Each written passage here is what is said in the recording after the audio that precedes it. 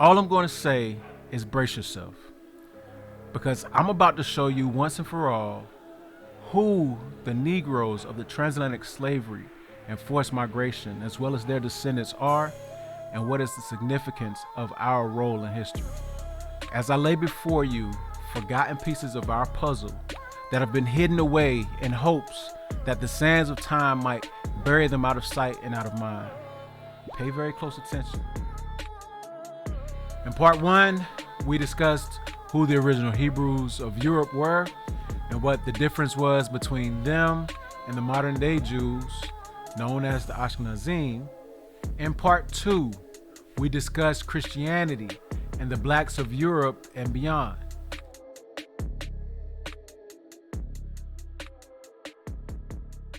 So this finally gets us to the slave trade, or what we were made to believe was a 1619 trade of African bodies as cargo into a system of enslavement.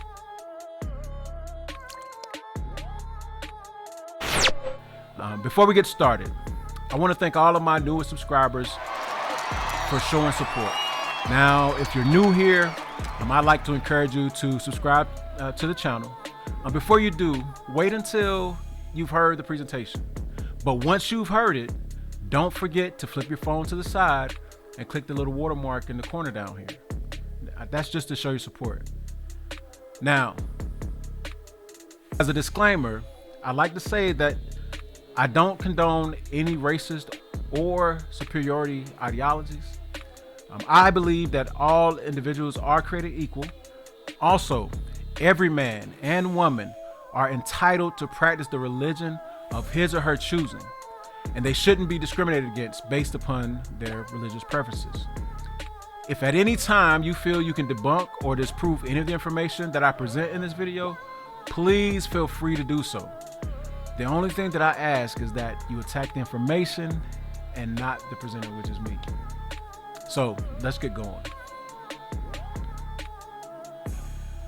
So as we get into this, the very first thing that I think we need to have addressed is the fact that the transatlantic slave trade is what most of us know as a reason that black people who are descendants of slaves are in the Americas. Am I right? After all, the transatlantic slave trade was an operation that was very detailed.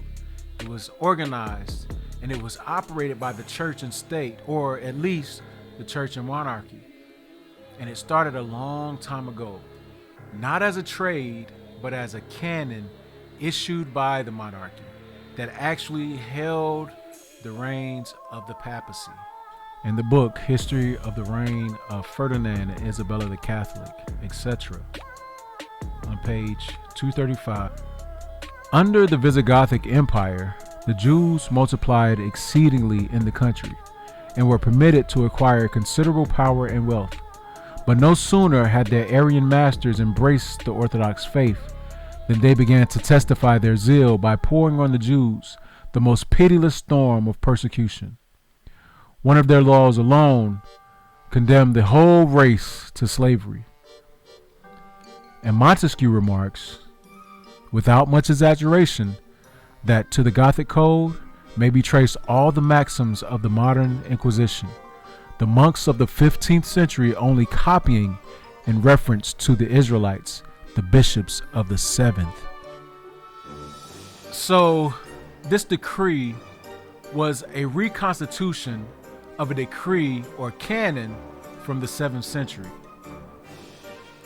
So I went and I found sources to verify this 7th century canon. In the book, The History of the Jews of Spain and Portugal, from the earliest times to their final expulsions from those kingdoms and their subsequent dispersion, beginning on page 26, it reads, Toledo held the following year, 694, instead of the vague accusation that he had recently learned by open avowal that the Hebrews had plotted with others beyond the sea to effect the ruin of Christendom. That council enacted Canon 8 by command of our most pious king Urgica, who, inflamed with the zeal for the Lord and impelled by ardor for their holy faith, not only wishes to avenge the insult offered to Christ's cross, but to prevent by severity the ruin they had savagely engaged to bring on his country and people. And the perjurers themselves and their posterity be deprived of all their property and possessions, the same being confiscated to the national treasury, that they be deprived of their houses, they be deprived of their homes in all the provinces of Spain, and be subjected to perpetual slavery under those he may assign them to, and so remain forever, nor shall any opportunity by connivance be afforded them, or recovering their liberty, while they continue abstain in their unbelief, for they are branded with numberless transgressions. You see, the Portuguese were the originators of the transatlantic slave trade. And what many of us don't know is that Isabella, the Queen of Spain, even against the word of her husband Ferdinand, procured the first Negro for slavery in 1501. In fact, it was at this time that all Negroes born within the Spanish territories were being enslaved. These Spanish territories also came to include the territories along the slave coast in West Africa. The author Charles Colcock Jones even confirms this in the controversial book, The Religious Instruction of the Negroes, on page 2. Account of the introduction of Negroes into the colonies under the government of Great Britain. It was in the year 1501 that Isabella of Spain granted permission for the introduction of Negro slaves into Hispaniola, but much only as had been born in Spain or in slavery among Christians. And in the following year, a few had been sent into the New World. In 1508, the Spaniards opened a direct trade in slaves and imported Negroes into Hispaniola from the Portuguese settlements on the coast of Guinea. Ferdinand V, by royal ordinance, enjoined a direct traffic in slaves between Guinea and Hispaniola in 1511, and Charles V in 1512 and 13. In 1517, Charles V granted a patent to one of his Flemish favorites, containing an exclusive right of importing slaves, 4,000 annually, into Hispaniola, Cuba, Jamaica, and Puerto Rico. This favorite sold his patent to some Guyanese merchants for 25,000 ducats, and they were the first who brought into regular form that commerce for slaves between Africa and America, which has since been carried on under such revolting circumstances and so much an amazing extent. 45 years after, in 1562 and 63, the English entered the trade under Sir John Hawkins and carried Negroes from Africa to Hispaniola. And in 1567, Queen Elizabeth protected and shared the traffic.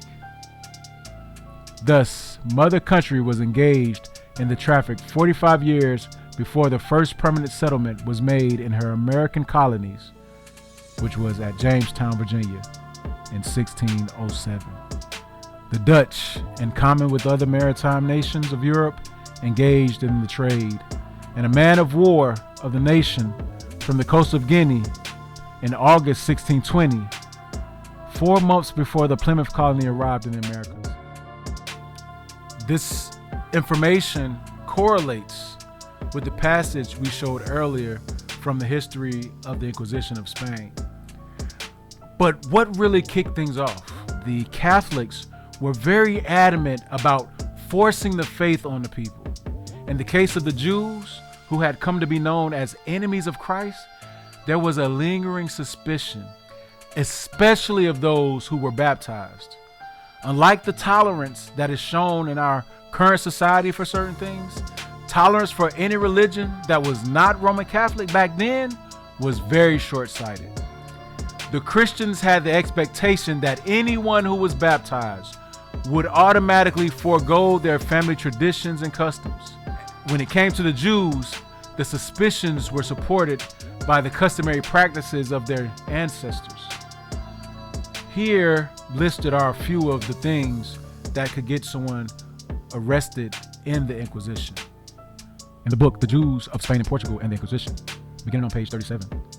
It is interesting to know what were considered as proofs of a relapse into Judaism were the grounds which sufficed to deprive multitudes of unfortunate fellow creatures of happiness, property, and life. It was to be investigated whether an individual had made a difference between Saturday and other days by laying a white cloth on the table or putting on a clean shirt or better clothes than on other days, whether he had cut the throat of a fowl and killing it for food, or had withdrawn the sinew from an animal destroyed for the same purpose, whether he had eaten meat during Lent or on the fast prescribed by the church, or had abstained from food on the Jewish Day of Atonement or other Hebrew fasts, or had used baths, cut his hair or pared his nails on days preceding such fasts, or had eaten unleavened bread, or used certain herbs in Passover, or procured green branches, or made presents of fruit to friends at the time of the Feast of Tabernacles, or drunk kasher wine, that prepared for Jewish ceremonials, or eaten meat killed by Jews, or repeated certain Jewish blessings on particular occasions, or recited the Psalms of David without concluding with the words, "Glory be to the Father, and to the Son, and to the Holy Ghost." Whether any parent had given Hebrew names to his children, or washed or shaved the head of a child on the part on which the chrism of baptism had been poured, or invited his friends and relations to dine before leaving on a long journey, or whether a dying man had turned his face to the wall, or had it so turned by others, or a dead body had been washed in warm water, or the water had been emptied out from all vessels in the house of a deceased person, together with a long catalogue of similar inquiries. Such were among the proofs of relapse from the newly adopted faith into the errors of the old superstition. Sad indeed was the fate of those whom it could be presented that they cooked their stews in oil instead of lard. And many old Christians, in after times, had to repent that their casual dislike to pork or shellfish had brought them under the suspicion of being secret votaries of what it pleased the inquisitors to designate as the impious law of Moses.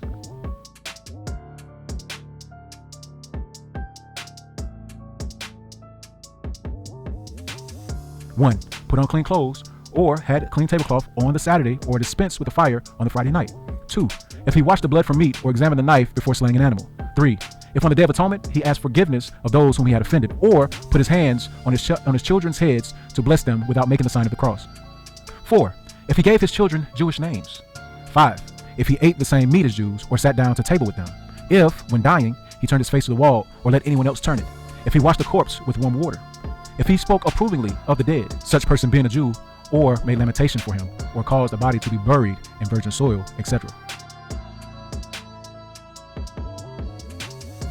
Beginning on page 251. The presumptive proofs by which the charge of Judaism was established against the accused are so curious that a few of them may deserve notice. It was considered good evidence of the fact if the prisoner wore better clothes or cleaner linen on the Jewish Sabbath than other days of the week, if he had no fire in his house the preceding evening, if he sat at a table with Jews or ate the meat of animals slaughtered by their hands, or drank a certain beverage held in much estimation by them, if he washed a corpse in warm water, or when dying turned his face to the wall, or, finally, if he gave Hebrew names to his children, a provision most whimsically cruel since, by a law of Henry II, he was prohibited under severe penalties from giving them Christian names. He must have found it difficult to extricate himself from the horns of this dilemma. Such are few of the circumstances, some of them purely accidental in their nature, others the result of early habit, which might well have continued after a sincere conversion to Christianity. They are the customs that seem to have followed many slaves in the transatlantic slave trade to the various islands and territories where they were ultimately enslaved.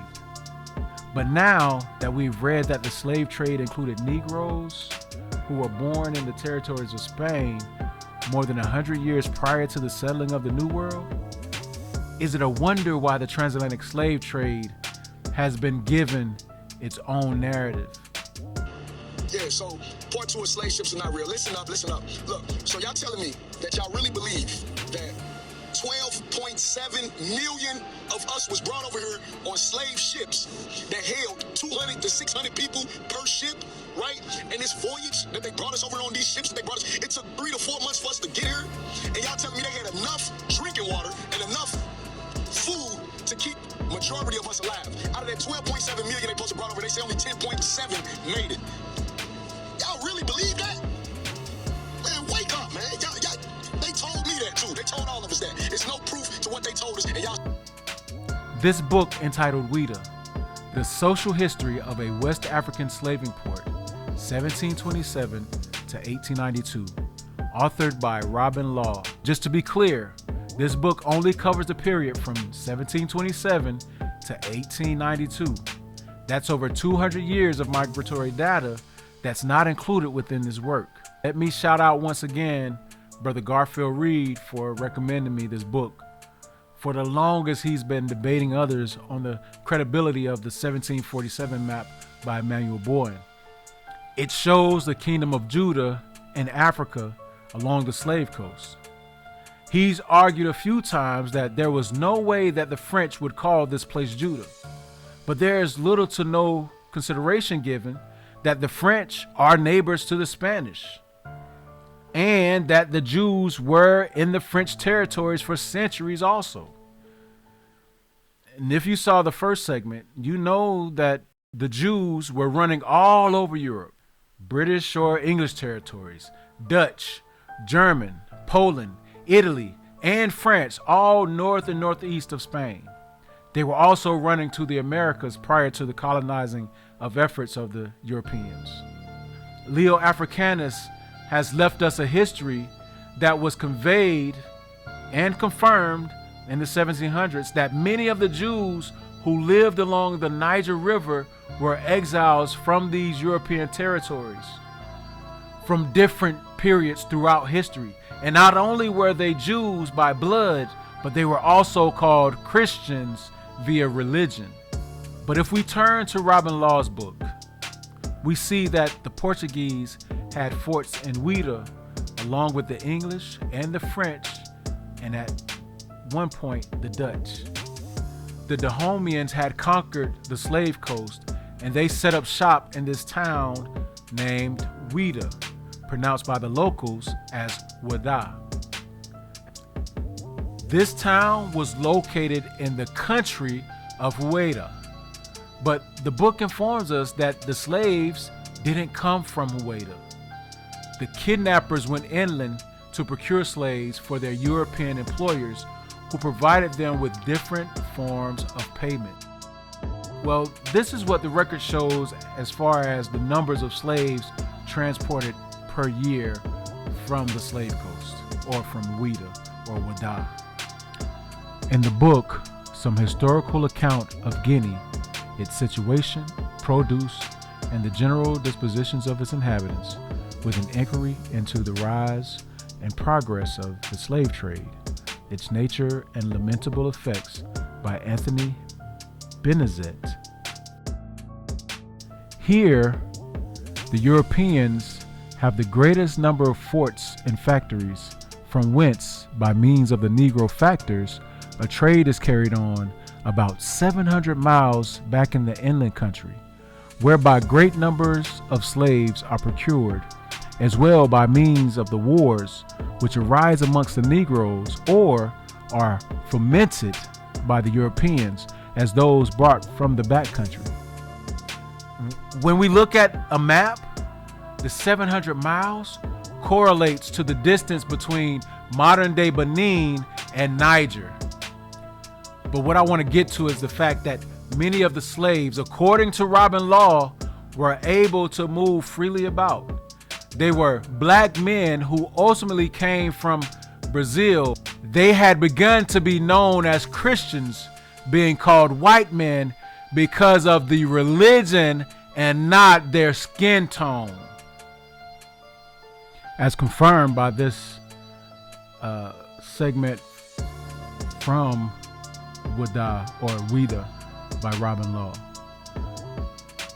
The term European or white man, Yovo, in local usage included descendants of Europeans by African women, such as Mariki Lemon, hereditary governor of the English fort in 1850, who was biologically only 1/4 white. Indeed, the term Yovo was constructed in cultural rather than racial terms.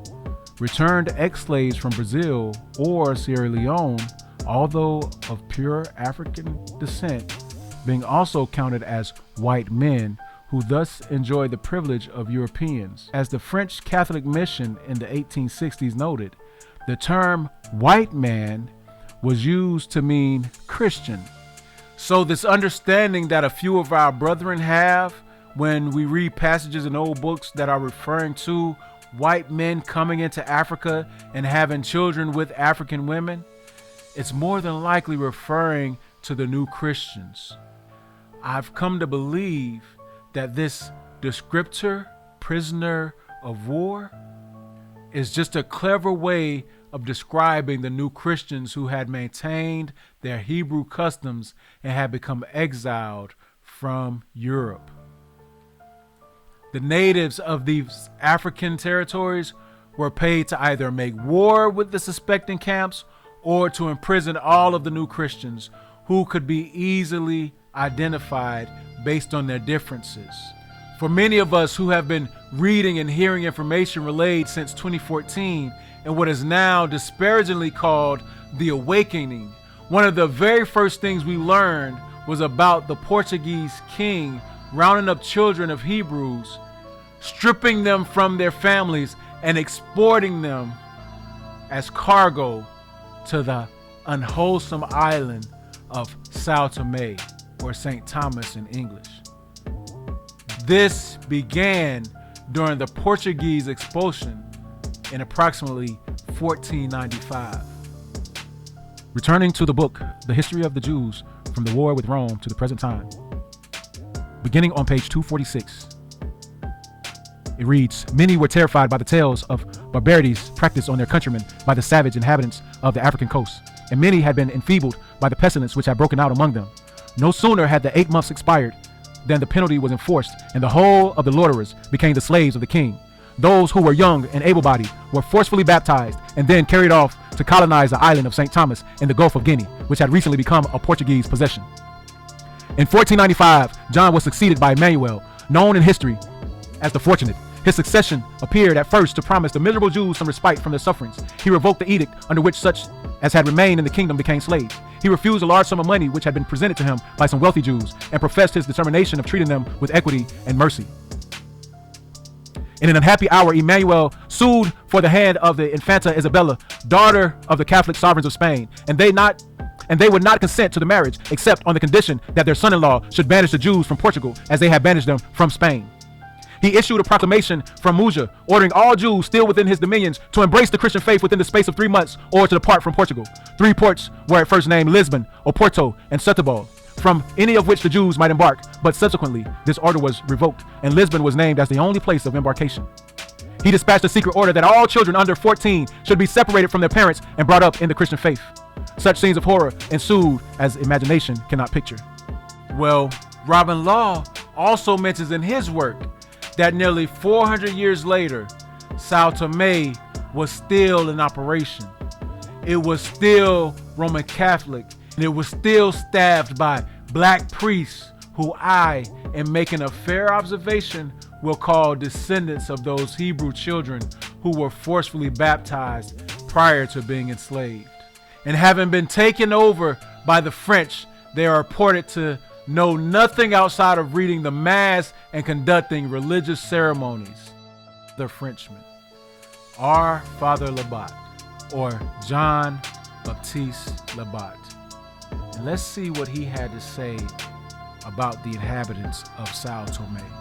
According to the report of the people of the country, nearly 400 sugar mills and about 700 families of white Portuguese or mulattoes, that is to say, born of a Portuguese and a Negro or black. The mulattoes often marry Negroes and produce at the end children who, although black is cold, do not hesitate to call themselves Portuguese. And in this quality, they are raised to ecclesiastical, political, and military offices and are regarded as faithful, that is to say, nobles or gentlemen. Almost all the clergy of the cathedral were of this color. The bishop was almost the only white priest that there was in the island. There's a very large number of Negro slaves in the island. They are baptized and all wear a rosary on their necks. It is a principal piece of their Christianity. In the same book, on page 35, there are only about 50 white Portuguese. The rest are mulattoes or free Negroes who possess a large number of black slaves. What we understand is that only Jews were enslaved there, and he confirms that the slaves are distinctly classified as Negroes who are baptized and wear rosaries. These were likely the descendants of the Jewish children who were baptized, then sent to Sao Tome by King John to be brought up as Christians, aka Catholics. So we know that these slaves were being transported all over from South America to North America. We find, however, that not only were these people being exiled from everywhere in Europe, but they were scattering all over, even into territories of South America, Central America, and I believe even in North America. This is why there were mulattoes and many blacks who have history here in the Americas before it was America. Let's remember what Labat said in his writing. Negroes who had one European grandparent was considered mulatto. Everywhere they went, the Spanish followed, later accompanied by the Dutch, the French, and ultimately the English. In Africa, the people of Dahomey were being paid to make war as far as 700 miles from Wada's slave market in Niger. All were being tormented by the Inquisitional and being made into Roman Catholics, being baptized by force before being hauled off to be abused in a system that was designed against them. It's pretty clear to me. What we don't understand is the significance of Christianity within the trade. We should, but we don't. And I have a most curious question. Is it a coincidence that blacks are the most church demographic in America? How is the black community more church than Roman Catholics, whose religion is the continental religion of the Europeans? Didn't the West bring Roman Catholicism to the New World? And I showed this book earlier, but knowing that the goal of the slavers in America was the same as the slavers who enslaved and burned Jews in Europe, a desire to make the blacks or Negroes, aka Jews, into good Christians, do you still find it hard to believe that it is indeed us? But whatever difficulties there may be in instructing those who are grown up before they are brought over, there are not the like difficulties in the case of their children, who are born and bred in our own plantations, who have never been accustomed to pagan rites and superstitions, and who may easily be trained up like all other children to any language whatsoever, and particularly to our own. If the making of them good Christians be sincerely the desire and intention of those who have the property in them and the government over them. In essence, the Inquisition never ended. It just took on a different look due to the passing of the torch from the father to the son, leaving off the knowledge of who these men and women were and are, and why they were subject to such severe cruelty, labeled as necessity. Ask yourself another question. If the slaves were supposed to be becoming good Christians, why were they forbidden to have worship services? Why did they have to sneak off to do so? Also, when the KKK was born, adorned in the infamous white hoods that the Catholic Church has worn for eons, why do you think they would burn crosses in the yards of blacks who stepped out of line? Their practices of lynching came directly from the playbook of the Roman Catholics. We have a hard time seeing that in all points made about the European persecution of the Hebrew communities or Black Portuguese, that persecution looked just like the punishment of the same Hebrew communities of Black Portuguese, which are known as Negro communities or African Americans today. The reason it was no problem for the various European race types to meet to watch the town hanging, the lynchings, the burnings, is because they have been doing it for many, many years prior to this current establishment known as the United States of America. When Negroes have their DNA sequenced and the various European nations appear as autosomal matches, it's pretty easy to reconcile that these lands are where their Hebrew foreparents once resided and have DNA that had been swapped with the DNA of European men and women. It's not because of slave owners who were taking advantage of our women. It's not because of some random migration of a few Negroes. If you've done a DNA test, what European territories show in your autosomal profile? These are likely the locations that your Hebrew ancestors resided in Europe during a time when everywhere they resided in Europe, they were persecuted. The Black Sea or Baltic area, to include Poland, Germany, France, the Netherlands, and other Dutch territories, the English territories, and Nordic locations are all places where the Hebrews scattered in efforts to escape persecution. This includes Amsterdam, which is located in Holland. There's a lot of artwork that can be found online being called Moors or slaves. But knowing that as the slave trade was ramping up, there were many Negroes running to and from Amsterdam. Look, we're currently seated in a pretty critical place in American history. When are we going to allow ourselves to unplug from the matrix? I'm not saying that our being the enslaved Jews means that we turn away from the Messiah. I mean, we don't actually have to stoke any of those fires at all. And although my presentation had mentions of religion, the presentation is about ancestral lineages, not religion. It's about who we are, who we were, and what we've endured. I'm sure that there is a wealth of information that is yet to be uncovered and presented to all that will come and hear. But in the meantime, though, thank you once again for joining me here at the Ruddy Brew.